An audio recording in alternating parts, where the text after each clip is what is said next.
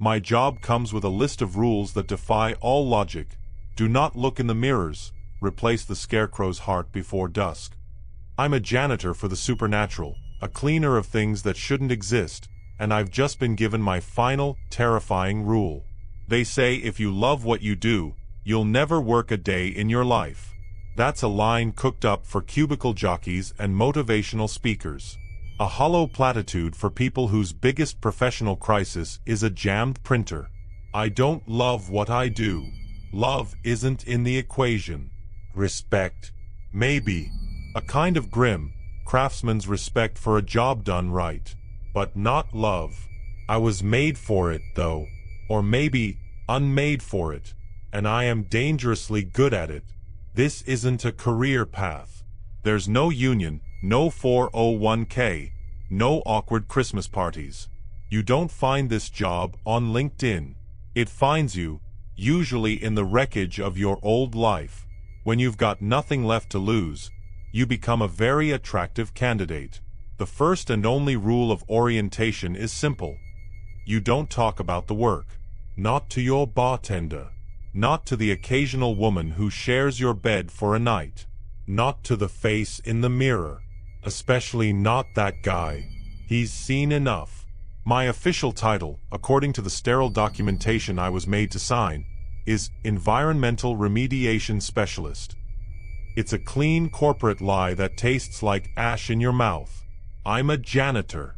I clean up the messes that can't be explained. The stains that God, or whatever sits in his chair, misses. You know those stories on the late-night news? The ones that make the hair on your arms stand up? A family of 4 in suburban Ohio vanishes. The table is set for dinner, the TV is on, the family dog is whimpering in the backyard, but the people are just gone. An empty space where a life used to be. That's a call for me. Or the geological survey team in the Utah Badlands, found huddled together in a cave, their bodies desiccated but not decayed, their faces locked in identical masks of silent, ecstatic terror. That's my docket. I'm not a cop. I carry a weapon, but I'm not military. I'm not some ghost-hunting charlatan with a YouTube channel and a sponsorship deal for energy drinks. I am the man who comes after.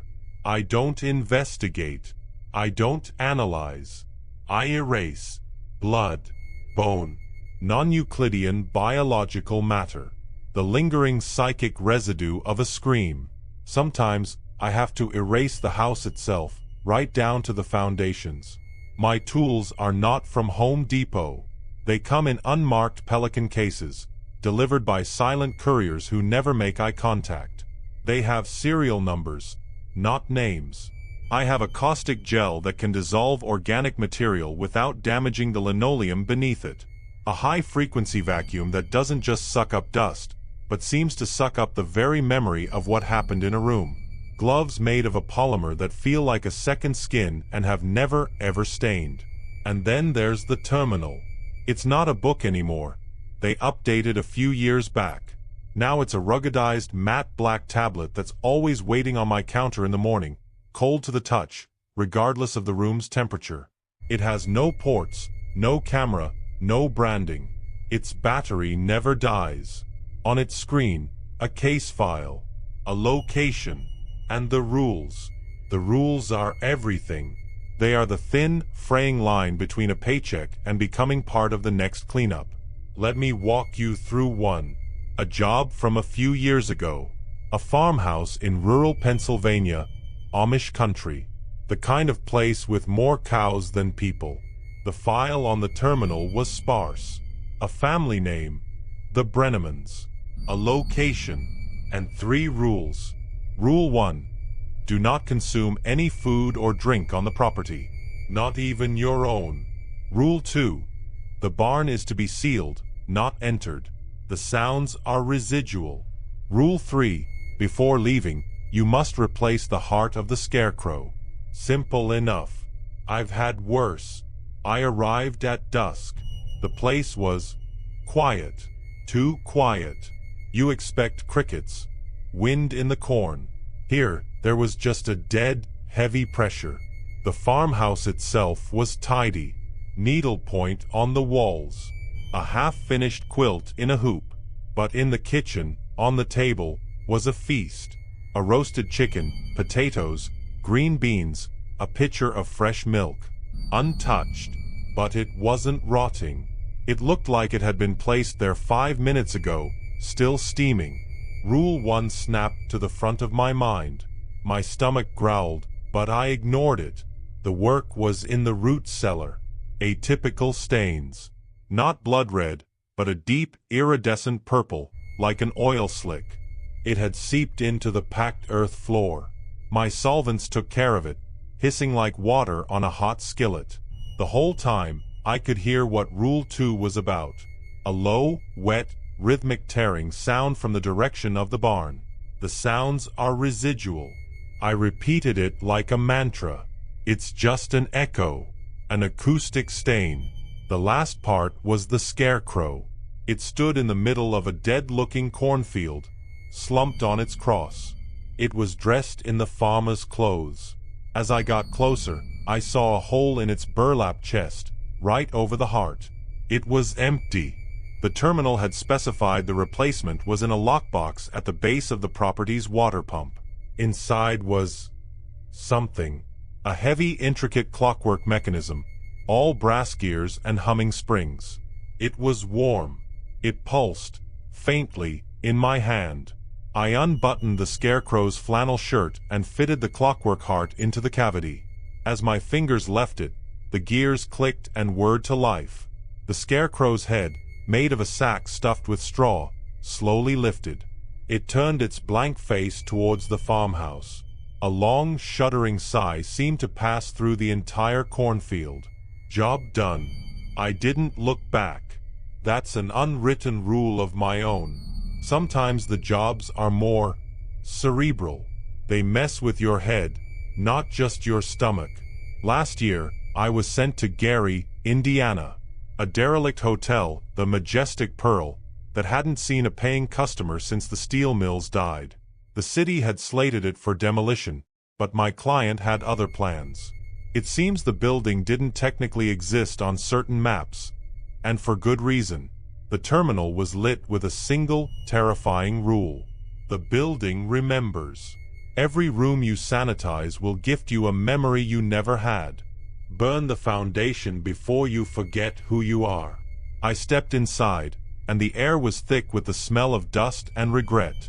I started on the ground floor, in the old ballroom. As my chemical foggers filled the space, a wave of dizziness hit me. Suddenly, I wasn't Frank, the janitor. I was a boy named Tommy, maybe 9 years old, holding my father's hand. We were at a fishing derby on a lake I'd never seen. I could smell the lake water, feel the sun on my face. I could feel the pride as I reeled in a small base. It was so real, so warm. Then it faded, leaving me panting on the dusty floor. I pushed on. A suite on the 3rd floor. As I worked, another memory hit me like a freight train. Me, older now, down on one knee. I was proposing to a woman named Clara. I could see every detail of her face. The way her green eyes sparkled, the small scar above her left eyebrow. I could feel the velvet of the ring box in my hand. The overwhelming love was so potent it buckled my knees. I don't know a Clara. I've never been married.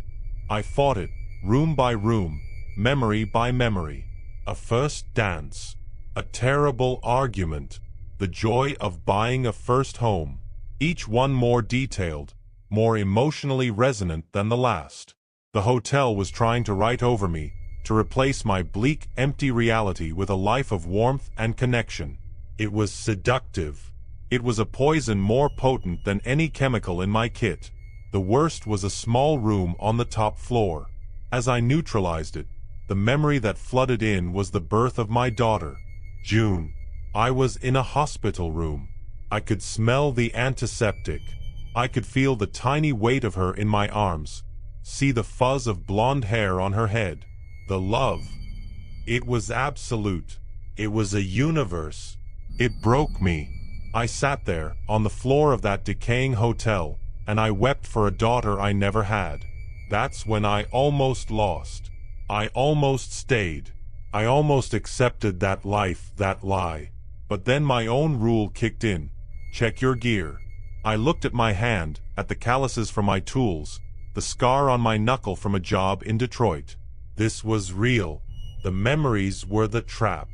I got to the basement, to the building's foundation. In the boiler room, I found a rusted old filing cabinet. Against my better judgment, I opened it. There was one file inside.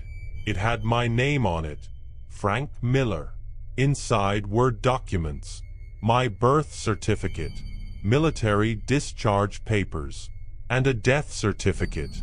For Clara and June Miller, died in a head-on collision, April 12, 2008. Was the hotel implanting a fiction? Or was it showing me something that was stolen from me? Something the directorate made me forget so I would be empty enough for this job? I didn't have an answer. I just knew I had to burn it. As the flames took hold, I felt those memories, that life with Clara and June, being ripped out of my soul. It was the most painful thing I've ever experienced. I left that hotel an emptier man than when I entered. But the worst job? The one that keeps me awake on the rare nights I even try to sleep? A basement in Kansas. Just a concrete box under a burnt-out suburban house. Chains bolted to the wall. The floor was coated in something thick and black that smelled like old pennies and butcher shops. The terminal had one rule, one sentence. It is still hungry. Do not feed it anything with a name. I didn't understand. Feed what? The stain? The room? I worked fast. The silence in that basement a living thing. As I was packing up my gear, my dog tags slipped from under my shirt. The chain snagged on a case latch and snapped. They fell with a clink onto the concrete, right at the edge of the neutralized zone. One of the metal tags slid into the last remaining patch of dark residue I hadn't yet vaporized. My name, Frank Miller. A searing, white-hot pain erupted in my chest, like a heart attack made of ice.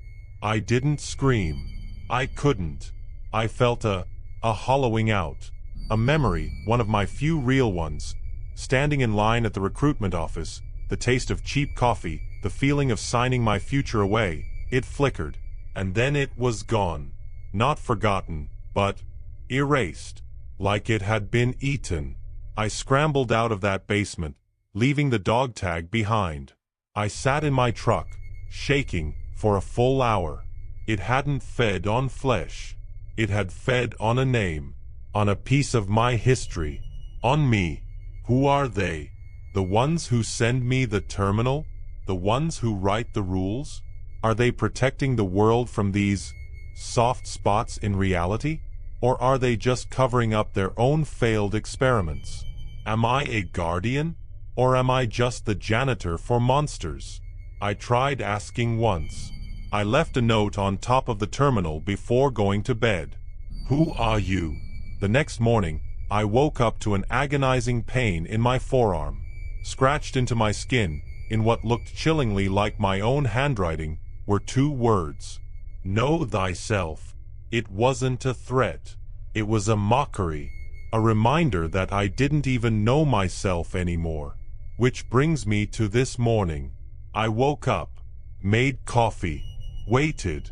The terminal on my counter never lit up. It remained a dead, black slab. That's never happened. Not in 12 years. In its place was a plain manila envelope. My name, Frank Miller, was written on the front in crisp, typed letters. No return address. My hands were steady as I opened it. Old habits. Inside there were two things. The first was a photograph. High resolution. Taken from a dark corner of my own bedroom. It was of me. Sleeping. Taken last night. My blood went cold. I turned it over. There was one sentence on the back. A new rule. The final rule. Do not run. We've already sanitized all your destinations. I dropped the photo. My whole life, my escape routes, the bolt holes I had set up just in case. They knew. They had already been there. They had cleaned up my future. Then I saw the second thing that had fallen from the envelope onto my kitchen counter. It was small. It was silver. It was a tiny locket, shaped like a heart. And I remembered, with a sudden, soul-crushing clarity that defied all logic and reason, giving it to my daughter June in a hospital room that never existed. The hotel wasn't a lie. It was a diagnostic.